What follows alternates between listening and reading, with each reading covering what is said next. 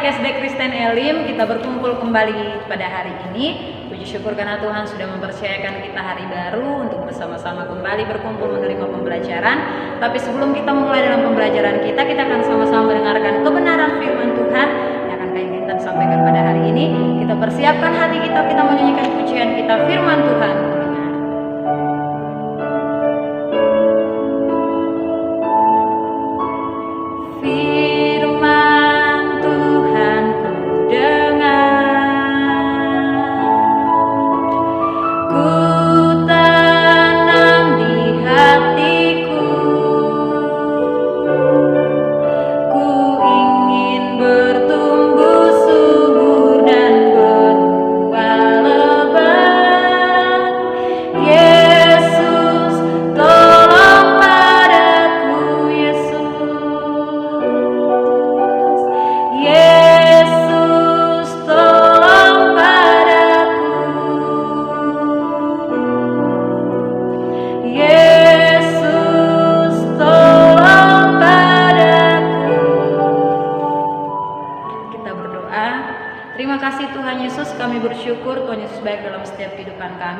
Terima kasih untuk hari baru yang Tuhan percayakan bagi setiap kami.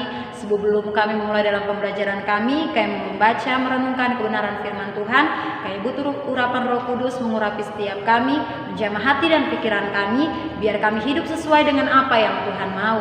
Bersyukur untuk semua hal yang Tuhan izinkan terjadi dalam setiap kehidupan kami. Hanya di dalam nama Tuhan Yesus Kristus kami telah berdoa kepada Bapa di surga. Haleluya. Baik adik-adik, kita akan sama-sama membaca kebenaran firman Tuhan kita di dalam Markus pasal yang ke-13 ayat yang ke-24 sampai ke-32.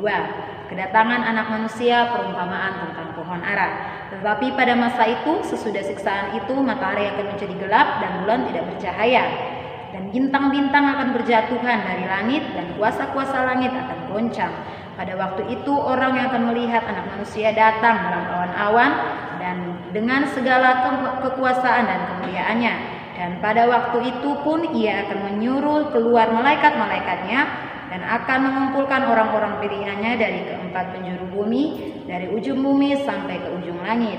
Tariklah pelajaran dari perumpamaan tentang pohon ara. Apabila ranting-rantingnya melembut dan mulai bertunas, kamu tahu bahwa musim panas sudah dekat. Demikian juga jika kamu lihat hal itu terjadi, ketahuilah bahwa waktunya sudah dekat, sudah di ambang pintu. Aku berkata kepadamu, sesungguhnya angkatan ini tidak akan berlalu sebelum semuanya itu terjadi. Langit dan bumi akan berlalu, tetapi perkataanku tidak akan berlalu. Tetapi tentang hari atau saat itu tidak seorang pun tahu, malaikat-malaikat di surga tidak, dan anak pun tidak, hanya Bapa saja. Amin. Untuk kebenaran firman Tuhan. Kak Intan akan memberikan judul untuk kebenaran firman Tuhan pada hari ini, waktunya Tuhan. Nah adik-adik, kalau berbicara tentang kedatangan Tuhan yang kedua kali, kebanyakan orang berpikir bahwa itu adalah hal yang menakutkan. Karena pasti akan ada terjadi bencana, pasti akan terjadi peperangan, pasti akan terjadi kelaparan, pasti akan adanya nabi-nabi palsu, pasti akan ada orang-orang yang menyesatkan. Banyak sekali ketakutan dirasakan oleh manusia ketika mendengar tentang kedatangan Tuhan yang kedua kali. Tetapi bagi orang-orang percaya, bagi anak-anak Tuhan, bagi orang-orang yang mengerti kebenaran firman Tuhan, kedatangan Tuhan Yesus yang kedua kali adalah hal yang sangat menyenangkan, hal yang sangat membahagiakan, hal yang sangat dinanti-nantikan. Karena saat Tuhan datang yang kedua kali, Tuhan akan menjemput orang-orang yang percaya kepadanya untuk tinggal bersama-sama dengan Tuhan. Nah, sebelum kita masuk ke poin berikutnya, Kak Intan mau katakan kepada kita, saat kita menanti kedatangan Tuhan yang kedua kali, ada satu hal yang harus kita lakukan. Kita harus mempersiapkan diri kita sebelum Tuhan datang kali yang kedua. Nah, persiapan apa yang harus kita lakukan untuk menantikan kedatangan Tuhan yang kedua kali? Yang pertama, kamu harus rajin baca firman Tuhan. Kamu harus hidup sesuai dengan kebenaran firman Tuhan. Kamu harus menjadi berkat untuk semua orang, dan kamu harus menyampaikan Injil. Nah, Injil itu kabar baik. Kabar baik itu, Tuhan Yesus itu kabar baik untuk semua orang. Waktu orang-orang tahu bahwa Tuhan Yesus adalah juru selamat, bagi orang-orang yang percaya itu merupakan kabar yang baik. Karena saat kamu menerima Tuhan Yesus sebagai Tuhan dan juru selamat, kamu memperoleh hidup yang kekal. Nah, kalau adik-adik sudah menerima keselamatan yang berasal daripada Tuhan, saat Tuhan mati di kayu salib, Tuhan bangkit, Tuhan mati untuk dosa-dosa kita diselamatkan, maka adik-adik nggak boleh jadi orang yang egois. Kita harus menyampaikan kebenaran firman Tuhan kepada orang lain.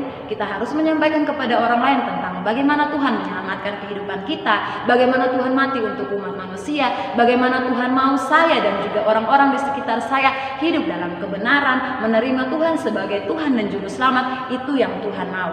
Nah, persiapan yang Kak Intan maksudkan di sini adalah seperti yang tadi Kak Intan katakan, kamu harus hidup sesuai dengan kebenaran firman Tuhan. Firman Tuhan mengatakan di dalam Alkitab ini bahwa kamu harus menjadi orang-orang yang memberkati orang lain. Kamu harus hidup sesuai dengan apa yang Tuhan mau. Kalau Tuhan katakan itu salah, kamu jangan lakukan. Kalau Tuhan menentang apa yang kamu lakukan, kamu jangan lakukan. Dan Kak Intan mau saat kita mengerti tentang kebenaran firman Tuhan, setiap hari Kak Intan dan juga kakak-kakak yang lain menyampaikan kebenaran firman Tuhan, guru sekolah minggu menyampaikan kebenaran firman Tuhan, guru agama, bahkan guru-guru yang ada di sekolah ini menyampaikan kebenaran firman Tuhan. Kamu harus mengerti, kamu harus pahami itu.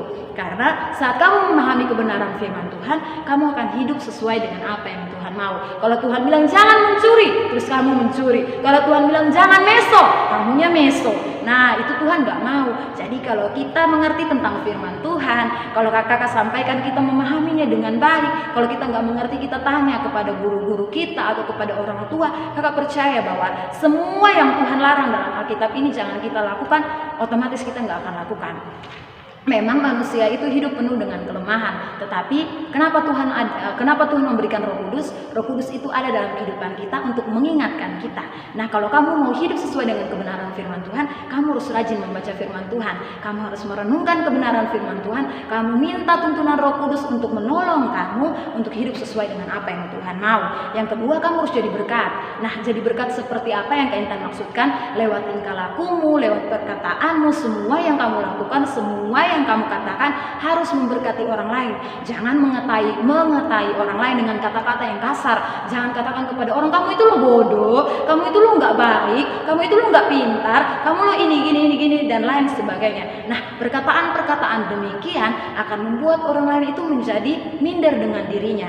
Nah, Tuhan tidak mau anak-anaknya itu melakukan menyampaikan perkataan-perkataan yang tidak memberkati orang lain. Mengapa Kak Intan katakan bahwa kita harus menggunakan perkataan yang benar untuk memberkati orang lain? Kak Intan pun sedang belajar demikian.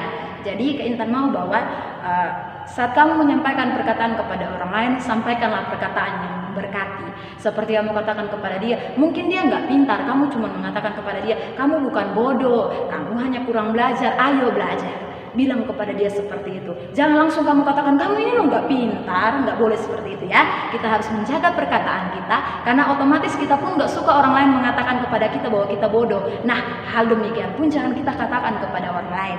Nah, yang terakhir, marilah kita menyampaikan Injil kepada orang lain. Nah, yang tadi Kak Intan katakan yang pertama bahwa jadilah orang-orang yang menyampaikan Injil, karena Injil adalah kekuatan Allah. Di dalam firman mengatakan bahwa Injil itu kekuatan Allah. Juga mengatakan dalam firman juga katakan bahwa sebelum Injil tersebar sampai ke ujung bumi, kalau Injil sudah sampai ke ujung bumi, maka Tuhan akan datang. Nah, kalau adik-adik menanti kedatangan Tuhan, kalau adik-adik merindukan Tuhan cepat datang, berkumpul bersama-sama dengan kita, Tuhan menjemput kita untuk bersama-sama dengan Tuhan, maka ayo sampaikan Injil kepada orang lain.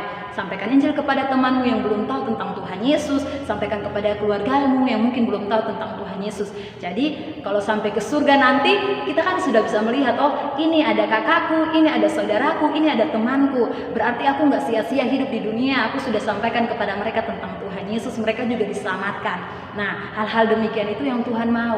Tuhan mau sebagaimana kita bisa mengenal Tuhan, orang lain pun dapat mengenal tentang Tuhan Yesus. Nah, sebelum Tuhan Yesus datang yang kedua kali, saat kita mempersiapkan diri kita untuk menunggu kedatangan Tuhan Yesus yang kedua kali, ayo kita tolong orang lain untuk mempersiapkan diri mereka menunggu kedatangan Tuhan Yesus. Kita harus rajin membaca firman Tuhan, kita harus hidup sesuai dengan apa yang Tuhan mau, kita harus menjadi berkat untuk orang-orang lain di sekitar kita, dan kita harus menyampaikan Injil kepada semua orang.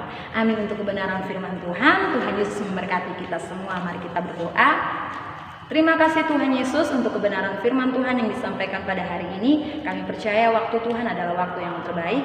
Kami juga mau mempersiapkan diri kami untuk menunggu kedatangan Tuhan yang kedua kali. Dan Tuhan tolong setiap kami, Roh Kudus yang tolong setiap kami agar kami hidup sesuai dengan apa yang Tuhan mau. Roh Kudus mengingatkan kami untuk membaca kebenaran firman Tuhan. Roh Kudus menolong setiap kami agar kami bisa menjadi berkat untuk orang-orang di sekitar. Bahkan Roh Kudus menolong kami agar kami dapat menyampaikan Injil kepada semua orang, biar orang-orang mengenal bahwa Tuhan Yesus Kristus adalah Tuhan dan Juru Selamat. Kami juga berdoa Bapa, menyerahkan kehidupan kami sepanjang hari ini. Bahkan jam pembelajaran kami, Tuhan menolong setiap kami. Kami anak-anak murid yang akan mendengarkan pembelajaran, Tuhan berikan kami hikmat, kepintaran, kecerdasan, ingatan yang tajam, biar semua pembelajaran yang kami peroleh kami dapat lakukan dalam masa depan kami.